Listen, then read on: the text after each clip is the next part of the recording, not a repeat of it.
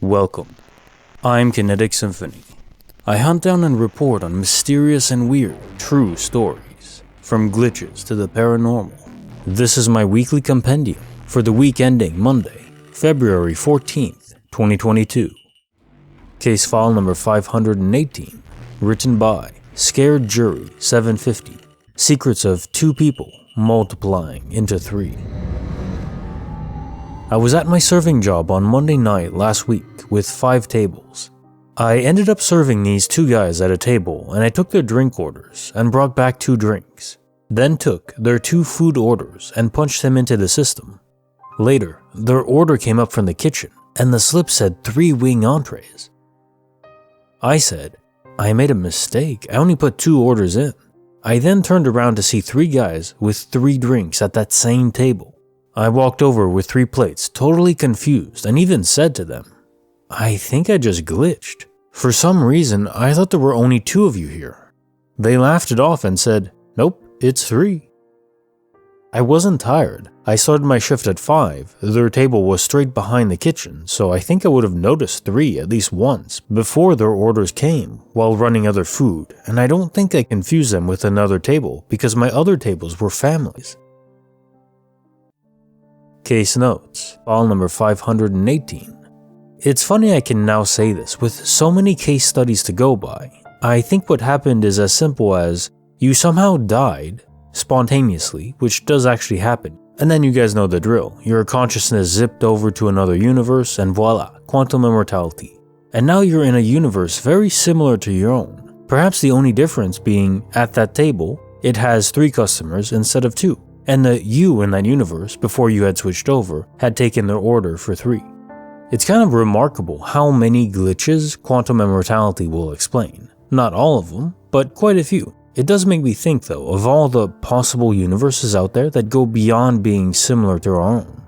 Remember, anything that can physically happen within the laws of physics can and does happen in some universe out there. Let's say if dragons are physically possible, then there's a universe out there where they exist and routinely melt the shields of brave warriors trying to plunder their booty. Honestly, I kind of wish I was in that universe sometimes.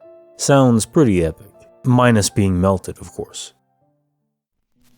Case file number 519, written by Suga Cookies, The Universe Collecting Its Debts. I was 19 in October 2012. 3 friends and I were going to an 80s retro night. We decided to meet up instead of going to a friend's to get ready and go together, which meant no pre-partying was involved for me, as I am a social drinker. It's not fun by myself. I was dead sober until after the point of the story.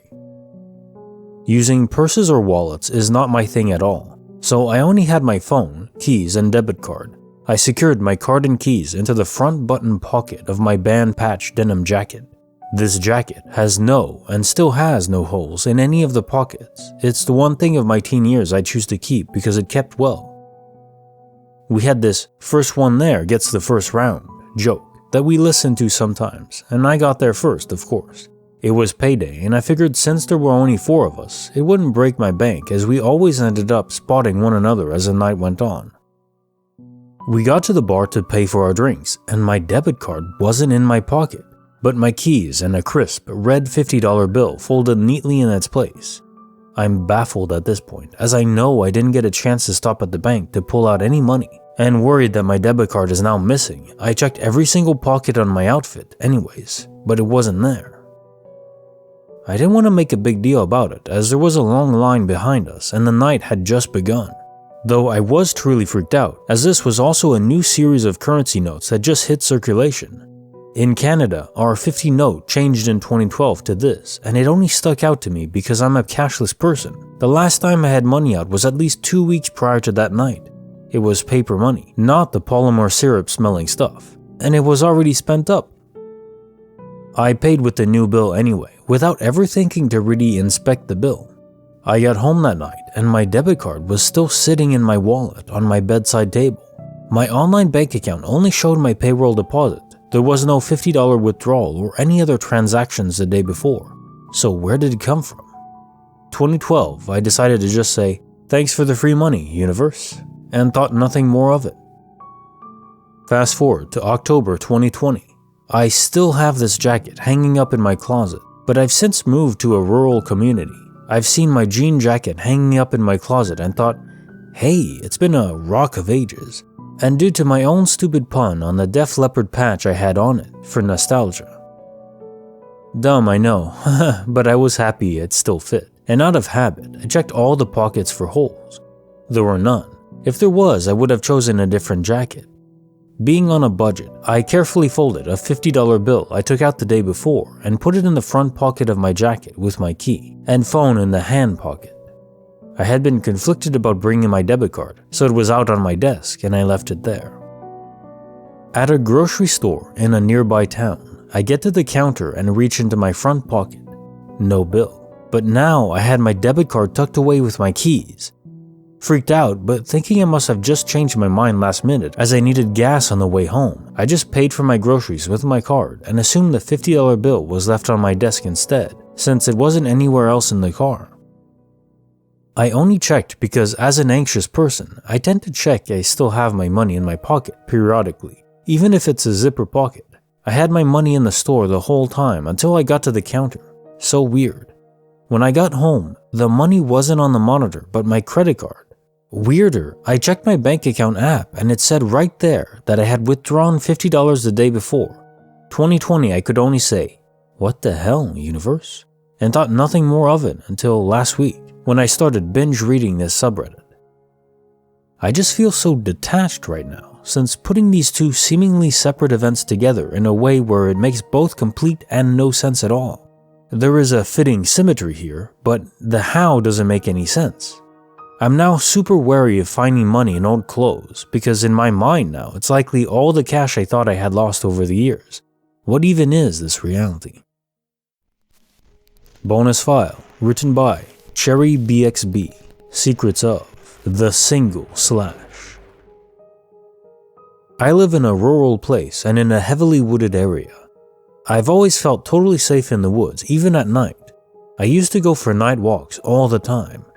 I'm not really a skeptic. I do believe in some paranormal things, though I've never had an experience until this one. Regardless, I still always try to find the most logical explanation, and I don't often feel scared or unnerved by things. This experience, however, really freaked me out, and I've been thinking about it ever since it happened. So this was a few weeks ago. My parents had gone to bed, but I wanted to stay up late, so I settled into the living room to read. Our living room has these giant windows almost covering the entire wall. I left the blinds open and turned on one lamp and sat right by the window. My elder dog, who had already been let out to go to the bathroom for the night and was back inside, started pacing the house and barking and wouldn't settle down. This is unlike her. She's super old, so she usually goes right to bed, and she knows not to bark in the house like that. We let her out again, and she went right back in. We gave her some food, and for about an hour, she kept pacing and barking. She wasn't even barking at the windows or looking outside. She just paced up and down the halls and barked at nothing in particular. This kind of weirded me out, but I just shrugged it off, and then she finally settled down to sleep in my parents' bedroom. About 20 minutes later, I was reading on the couch by the window with my cat when I heard an animal walking outside. I only heard it take a few steps. It sounded large, and I figured it was probably a deer. My cat jumps up and acts super interested in what's outside, pacing up and down the windowsill and peering out there. Then, after a few minutes, the screen of my window furthest from me across the room starts shaking violently, like something is shaking and banging on them really hard. Again, these windows span the whole wall. It startled me, and I looked over. I couldn't make anything out in the dark or see what was outside. And then the shaking and banging grew even more violent, and the windows next to me started shaking too. My cat freaked out and ran out of the room. I was really scared and did something you'll probably think is kind of silly. I literally closed my eyes and threw the blanket over my head and waited for it to stop. The shaking/banging lasted for several more seconds. I remember being taken aback by how much force seemed to be behind it. I just couldn't bring myself to look. I had an awful feeling, and I think if I looked and saw something horrible, it would really traumatize me. It finally stopped, and I stayed under the blanket for 2 entire hours before I could work up the nerve to get up and go to my bedroom. The next morning, after I woke up, I calmed down a lot and figured it was probably some kind of animal. I went outside to go look at the window to see if I could find tracks or something to look at the screens. What I found made my skin crawl. There was a single, long, diagonal slash in the window screen of the window I was sitting right next to. If you are standing in front of where the slash is and looking inside, the slash aligns right over the spot I was sitting. No tracks. So that's creepy as all hell. And what's weird to me is that if it were an animal, why weren't there more slashes? Just one single, deliberate slash is strange. There were absolutely no scratch marks or slashes anywhere else on the screens or around the windows, just that one. The other screens were just pretty loose now. If it was a bird, I would have heard wings flapping. I feel like I would have heard animal sounds if it were any kind of animal. If it was a person, which is even scarier to me, I would think someone would do something like this, would have taken it further, and probably would have done more to scare and intimidate me than just shaking some windows and slashing one, and then leaving just to scare me. Besides the shaking and banging, there were absolutely no other sounds, and since we live rurally, the chance that it was a person seems more unlikely. And of course, again, there were no tracks anywhere. It freaks me the hell out, but there's nothing I can really do about it other than put up trail cams. Nothing like this has ever happened to me the entire time I've lived here. A few nights before this happened, I actually started to feel some bad vibes from the woods at night. To be honest, like I said, I am normally very at ease with them, but I was out smoking a few nights before in my backyard and just felt like I was being watched and something was just making my skin crawl. And I had been avoiding going outside at night again, and then this happened. Case file number 520, written by Stocko147, Secrets of My Little Sister, Disapparating. Alrighty, so before I start, I want to clarify, I was 100% awake when this happened, as I was laying on my bed on the phone with my then girlfriend, and it was only about 11:30 p.m.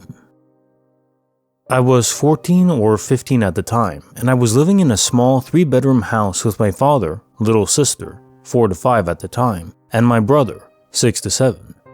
Myself and my brother both shared a room, and my sister's room was directly outside our door, but to the left, both entering the kitchen.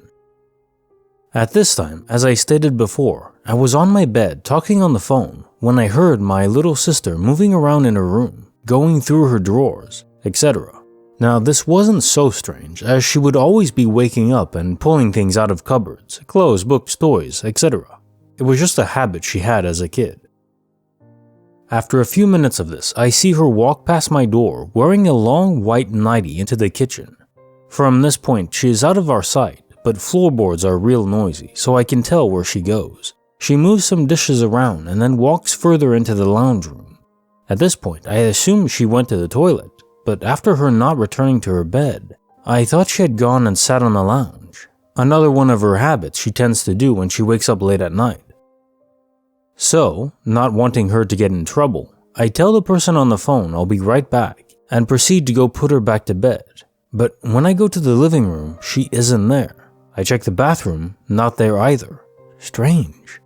On my way back to my room, I double check her room, and there she is in bed, fast asleep, wearing a dark purple pajama suit. So I don't know what I saw that night, but it definitely spooked me. Also, not the only thing I've experienced in this house that was weird.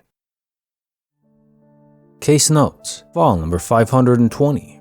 A case of astral projection, almost certainly. You also mentioned this isn't the only strange thing that's happened in your home.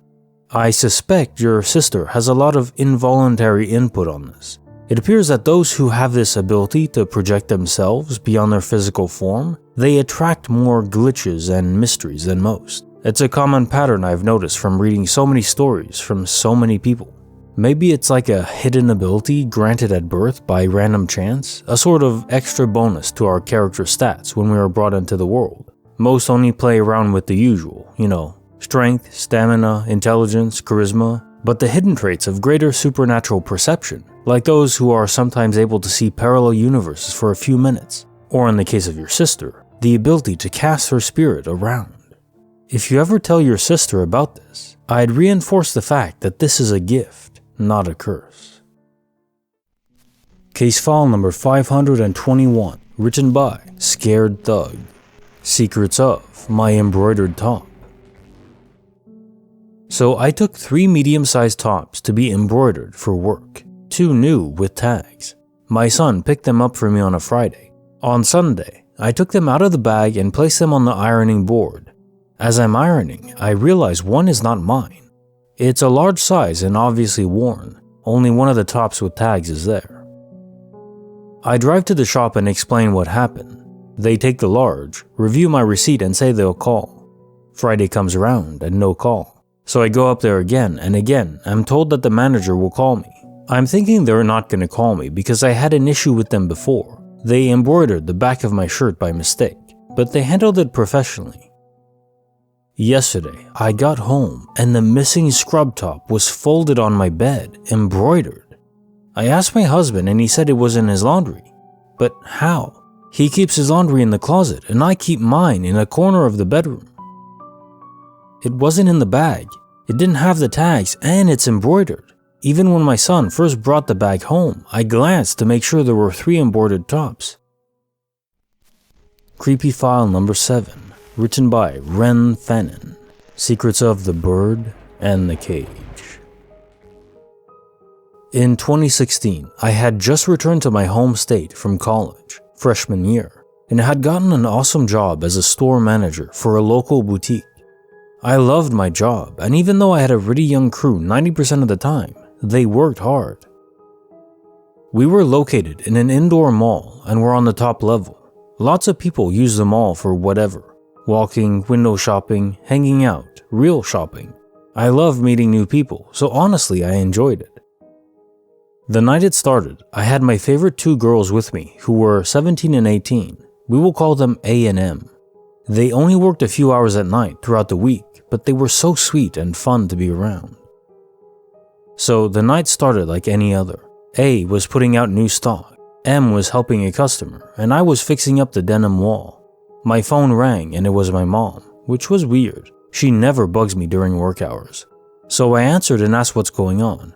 She replied and told me about how she had just watched this news story about human trafficking taking place around the area of the mall.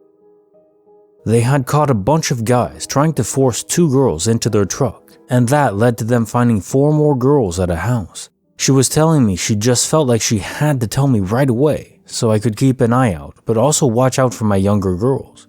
I remember telling her thank you, and I'll call her on my way to my car later. Not 2 hours later, A walks up to me and starts folding pants silently. She's never silent, so I asked what's up, thinking maybe she didn't feel well. She looked at me and very quietly said, "They won't quit staring. It's creeping me out." I looked in the direction she tipped her head to find a group of young men, likely late 20s, just standing outside the shop windows, staring, pointing, and talking to each other. I told her I'd keep my eye on them, and thank you for telling me. To get both girls out of their eyesight, I sent them to clean up the stock in crew rooms in the back. I started doing nightly closing paperwork when one man came in. He looked around for a minute and came up to the checkout and asked me why I hadn't greeted him. I said I simply hadn't heard him come in and apologized, then asked how I could help him. He ignored my question and asked where the other 2 girls went. I lied and said I sent one home and the other was doing inventory in the back and that I'd be happy to help him with whatever he needed. He just stared at me for a whole minute before simply smiling. Never one to back down, I smiled back and told him if there wasn't anything he needed, I was going to have to ask him to leave as the time was now 9 p.m. and it was closing shop. He didn't move to leave and instead looked down at my name tag. My name is Ren, pronounced like Ren the bird. What he did next creeped me out and nearly made me sick. He looked me in the eyes, smiled and said, "Aren't birds usually kept in cages?" Then he said he would see me later. Winked and left. I texted the girls to stay in the back and I called mall security. Luckily, I knew the officer they sent and he was a good friend of mine. He came in the back door and I explained everything. I had him walk them out to their cars immediately, one at a time, and he came back to get me too. I was finishing up paperwork. He was standing next to me when he told me not to look up. I asked why, not once stopping my work. He told me they were walking by outside the shop front again. they freaking waved to the security officer. He told me to just finish up and he'd get me to my car. We were one of the last shops open, so I finished around 10 p.m. and then had the security officer walk me out the back way and to my car. He told me to get in and lock my doors. He actually followed me out to the highway to make sure I wasn't being followed. I learned later the 2 other officers had done the same for my girls. I talked to my mom the entire drive home. I got home safe and immediately called A&M. They were home safe too. I felt so much better knowing that. I told them they were going to take the next few days off, then would go to our sister store the town over for a few weeks. Next, I called my district manager and other store manager and explained what happened. I was sent to a different store as well, and it all ended there luckily. But I have never been so creeped out and worried for my coworkers' lives as that night. It still makes me ill to think about. I'd never disliked my name until then. Bonus file, written by Sweatshirts Galore, Secrets of the Eternal Darkness. I was around 16 when this happened. It was Thanksgiving Day and my sister was curling her hair. I got overheated and blacked out, hitting my head on the tub as I was falling down. No blood or concussion, I was essentially fine.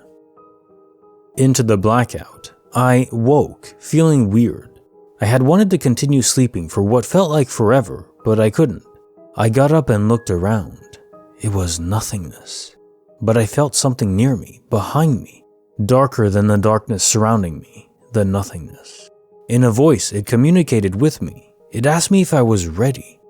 It didn't speak though. It transferred its words into my mind, interestingly enough. Confused, I asked what it meant, if I was ready. It asked me again, those same words. Are you ready? Then the realization hit me. I started screaming and crying, waking myself up, actually waking up, only to find I was no longer in that darkness. I was instead on my bathroom floor. Up until last month, I had never told anyone about this. I recently remembered it, but before I blocked it out because it was so very traumatic for me. Believe what you wish, but this is my truth. To this day, I'm still scared of the dark. Case file number 522, written by Delicious Sort 7875. Secrets of my 5-year-old, the Master Ninja. My children swapped beds. Not possible. I did ask my son if he helped her. He said no. I tried to ask my daughter how she got up there. She said simply, I don't know. When I asked again, she became a little annoyed and said it again. I don't know. So I decided not to push it with her. Our bedrooms are right next to each other, and it was silent. Both our bedroom doors were open. I would have heard even the slightest noise. There's just no possible foreseeable way for me to not have heard anything. If my boy helped, they would have talked to each other. There would have been noise from the bed itself from the movement. I'm just at a loss for an explanation. The glitch. We recently bought a new bunk bed, and although my daughter, 3, has her own room, she prefers to sleep in the room with her brother, 5. My son usually sleeps on the top bunk, unless he is watching a movie before bed, as you can't see the TV from the top bunk. Occasionally, my daughter asks to sleep up top. My son isn't too fussy, so they alternate.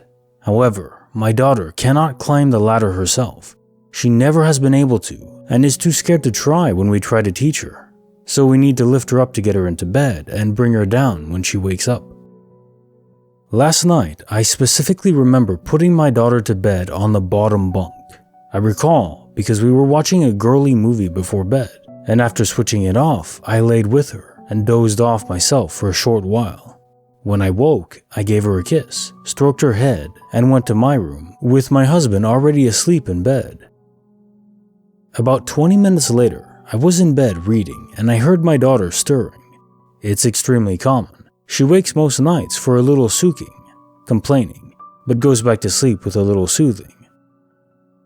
I went in and laid on the bottom bunk to soothe her. While rubbing her back, I heard her grizzling/sooking again, but the voice wasn't next to me, it was above me. I felt my child's head and felt my son's short hair. He was perfectly sound asleep and tucked in. I had to climb up to the top to settle my daughter. Again, she was fully tucked in. She settled back to sleep, but I was thoroughly spooked. It definitely couldn't have been my husband that raised her up, as I was with him the entire time, since I left my daughter asleep in the bottom bunk. I confirmed the movie that I'd paused on the credits and switched the TV off. It was indeed a girly film we could only have watched together from the bottom bunk. Case notes, file number 522. When your daughter exclaimed twice that she just didn't know what happened, to me this is striking of a slight trauma or perhaps just general fear, like she's blocking out a weird event that happened, something she legitimately cannot explain. I'm sure you feel the same way regarding that. This is an unsettling thought, but what do we know has the ability to counter gravity? Alien technology, by so many accounts. If she had been abducted for a very short time, then quickly returned. Does your daughter sleep well, as in feel rested in the morning? This story is giving me the TNG Schisms vibes. One of my favorite standalone episodes of TNG, actually. The atmosphere, mostly from the soundtrack, but also the acting of Jonathan Frakes is superb. Sets you on edge. In it, mild spoilers, there are aliens that are able to cross dimensions and abduct people from their beds into their own pocket dimension, from the Enterprise itself. The characters who are being abducted always feel unrested in the morning, like they closed their eyes and instantly it was time to wake up. No dreaming or REM sleep at all, leading to perpetual fatigue. Now of course that's just a TV show, but I do believe that aliens are there. I mean, it's kind of my thing. I love aliens, I love thinking about them. If they are there, they're studying us. They could easily wipe us out at any moment. We couldn't even defend ourselves. We wouldn't even be aware that we're under attack, really. So yeah, it's unsettling, but I don't necessarily think, if this is the case, that it's threatening. Bonus file, written by XLazX88X. Secrets of my mother, the master electrician. When I was around 8 years old, my parents divorced, which resulted in my mom moving away and my sister, my dad, and I moving to a new house across town. My dad lives in the house, my sister moved away 12 years ago, and I only moved out of my dad's place just last year. When we moved into the house, I remember I had felt very uncomfortable about sleeping in my new bedroom. Something felt very unwelcoming about it, although it was just a normal bedroom in the house built in the 1960s. Due to this uncomfortable feeling, I would sleep on the landing for the first few weeks, until my dad got sick of me obstructing the toilet and bathroom doors and told me I couldn't sleep there forever. I reluctantly began sleeping in my room, and the feeling went away. Fast forward to when I was 14 years old, my mom very sadly lost her battle with cancer, and it hit us all very hard. My dad had never stopped loving my mom, so he became very depressed for the second time since the divorce. My sister and I had a very hard time coping with the loss of our beloved mom at such a young age, and there were arguments with my mom's side of the family as everyone went through a really tough time grieving. Then, really strange things began to happen in the weeks following my mom's passing. It started with the kettle blowing one day, and the next, the fridge stopped working. A week later, our oven ceased to function and the iron exploded as my dad ironed our school uniforms. My dad called out an electrician who checked all the wiring in the house and confirmed there was nothing wrong with it at all. We were all very confused as to why all of these appliances had suddenly broken on us, as if things weren't hard enough to cope with already in a single-parent family. Then, my sister's PC power supply exploded the next week. I was home alone one evening, and as I stood at the top of the stairs on the landing, the light bulb popped above my head. I remember the absolute fear that surged through me as I almost fell down the stairs in a panicked state. Dad called in a different electrician the next day. Nothing wrong with the wiring upstairs either. Everyone is becoming really bothered by these occurrences by this point. After all, how can this many electrical appliances seemingly fail for no reason at all? And yet there's nothing wrong with any of the wiring according to two different electricians. This leads up to the night I saw something I simply cannot understand. I remember I had gone to bed just like any other night when I awoke around 2 to 3 a.m. I would usually sleep right through the night unless I needed to go to the toilet or maybe get a drink if I woke up thirsty. I lay there a bit annoyed with waking without the need for either of these, and then I remember my feet suddenly felt very cold. I folded the quilt underneath my feet, and yet they were still very cold, as if I had stuck them in a fridge or walked on a very cold stone floor. I became restless with this, and then that is when I noticed a light in the middle of my room. At first, I believed it was a reflection coming through my bedroom window. So I sat up and checked to see if anyone was parking up outside in the street. Nothing. The whole street was dark, even the streetlight was off. I turned back into bed and looked back up at the ceiling. The light was still there, and this is when I noticed that the light wasn't on the ceiling. It was floating around a foot below it. I stared at it for about a minute and then rubbed my eyes, thinking that maybe it was seeing something that wasn't really there after not being awake for long. But I was wide awake and the light remained floating there, just below the ceiling. It wasn't an orb or a spherical shape, more like a small, flat, misty-looking patch of light. I got annoyed with trying to work out what this was and put it down to feeling tired, so laid back down in my bed and closed my eyes. I then felt the cold from my feet slowly shifting up my body until it reached my thighs, and then as I looked down at the foot of the bed trying to work out why I suddenly felt so cold, I saw it. At the foot of my bed, I saw a shape that looked almost like someone's shadow, but standing just slightly away from the wall. It wasn't facing me, but looking across the room, and the more I looked, the more I could see the shape of a silhouette of a face and body. I'm looking at the shape and staring at it in total amazement of trying to work out what it is I'm seeing. It's not flat to the wall like a shadow would be, but in the middle of the room I can see through it. It stands there for about a minute, and I'm thinking, is that a ghost? What is that? But I'm not frightened, and it doesn't make me feel threatened or that it's a malevolent presence. I was just sat there in complete disbelief of what I am seeing and amazed by it. The figure then, very slowly, as if hovering, moves across the bottom of my bed towards the other side of the room. I can then see it isn't black like a shadow, but in fact an almost translucent dark brown, almost like a dusty window. It's very hard to describe just how it looked, but that is the best I can try to explain its appearance. As it moves across my room, I watch it pass in front of the ajar door where the landing light is shining against the wall, and just like that, it's gone. I can't believe what I've seen, and I'm left sat up in bed, wide awake, amazed and stunned. I suddenly notice my legs don't feel cold, and that the light that was hovering below the ceiling is gone. I sat up for about an hour, trying to work out what I had just seen and experienced, and tried to go back to sleep, but was unable to from excitement. Eventually, I did fall asleep. I remember excitedly telling my sister about this the next day at breakfast, and she looked at me shocked before then telling me that she had heard someone whispering her name a few times while she was in bed several nights previous. She thought I had stood outside her door and was talking to her, but when she checked, nobody was there. My dad told me years later that he would lay in the living room on the floor watching TV late at night after Mom passed away, and felt as if someone walked behind him and noticed it suddenly felt cold whenever this happened. I never felt afraid living in that house, and after about a year, nothing else seemed to happen. Things would go missing a lot of the time, and then turn up in places you knew you would never have put them yourself. And when asked, nobody else had touched them or moved them. It was a very strange time, but I still can't believe what I saw. I don't know if you'd call it a ghost, and it certainly wasn't a reflection, but it definitely caught my attention. Case file number 523, written by Carpe Diem, CC, Secrets of the Undefinable Labrador.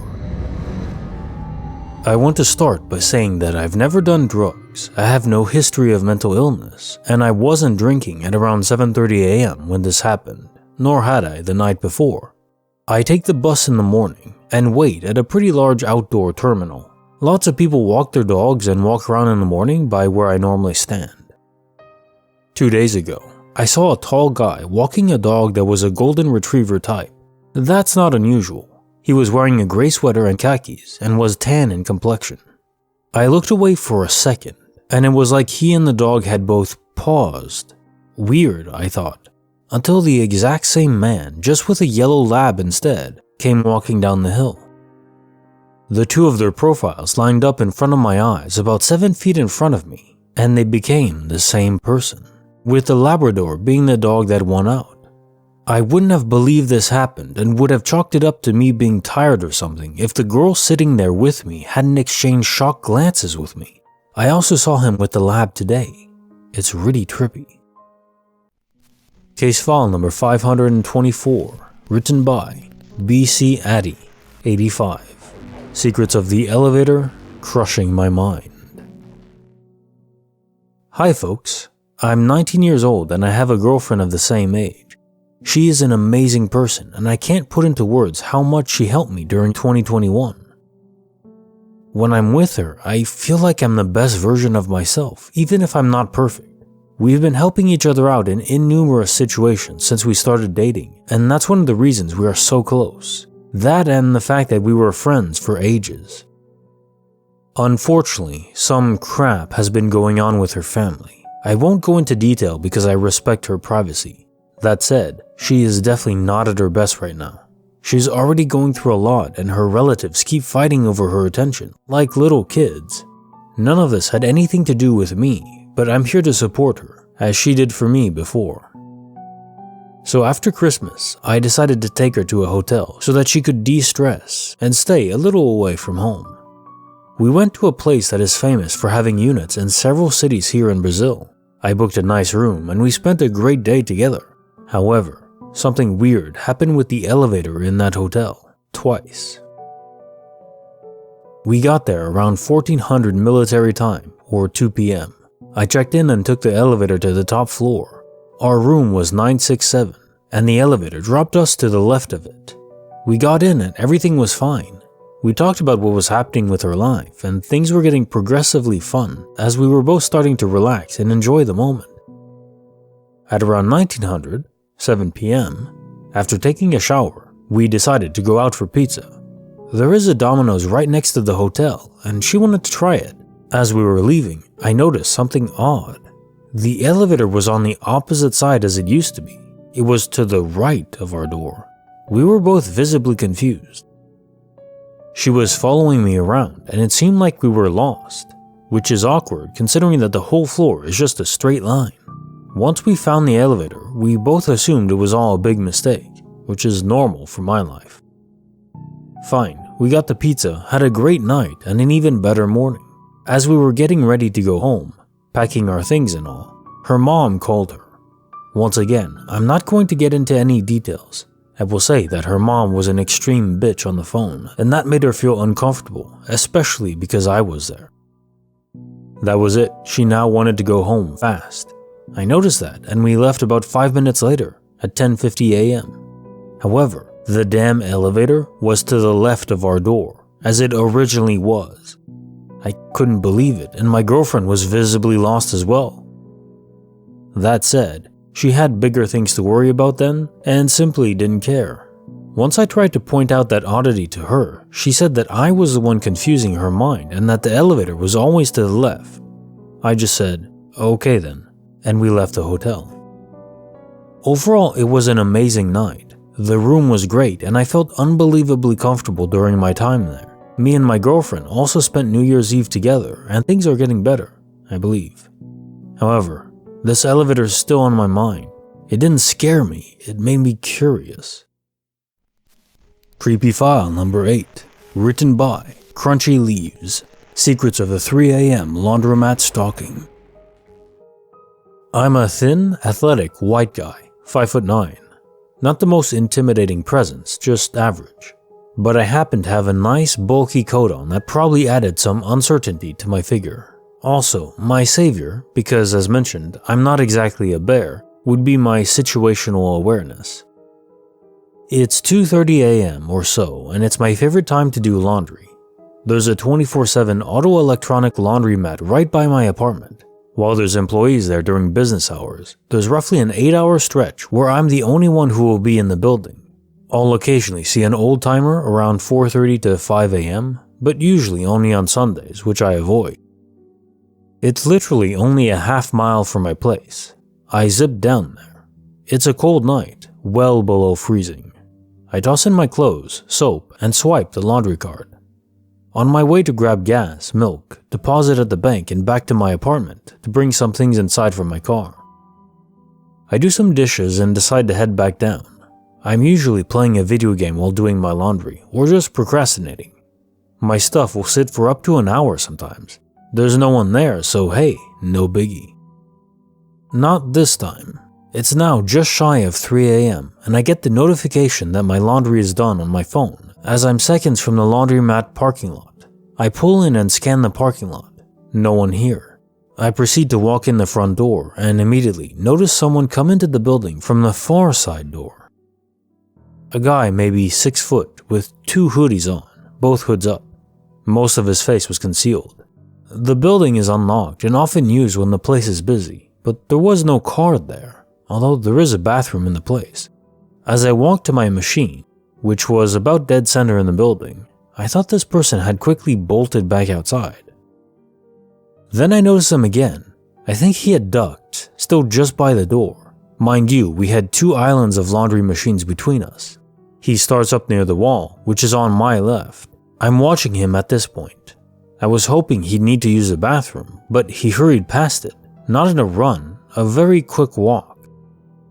Now he's up on the opposite side, nearer the corner of the laundry machine strip, maybe 15 feet away and just out of my line of sight for a moment. I didn't want to trigger the guy or appear scared, so I continued shoveling my wet clothes into the laundry cart. The adrenaline begins trickling in, and the hair on the back of my neck goes up.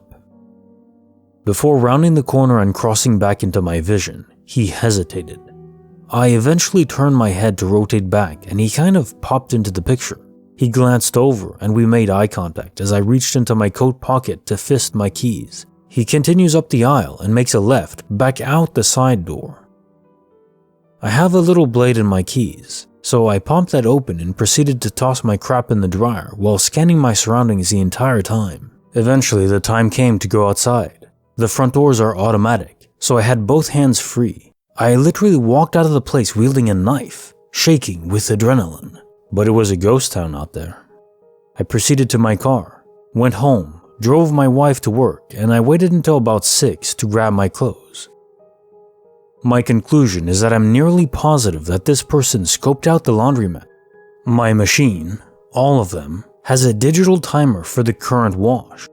This guy entered the building within a minute of it going off and me pulling into the lot. At 3 a.m., a night where it was only 20 Fahrenheit out. Coincidence? Maybe, but I was scared either way. Case notes, creepy file number 8. You did well staying cool, calm, and collected, not panicking. You mentioned he had 2 hoodies on, with the hoodies pulled up. Perhaps not that abnormal given the cold weather, but yet still, difficult not to be creeped out in a scenario like that. I've never used a laundromat before, but any business that's open that late? I think maybe awkwardly, it's best to greet whoever's in there, break the icy tension right away so whoever's there doesn't think you're out to rob them or worse, like in your case. But the honest truth? Often, the mundane human can be the most terrifying force around.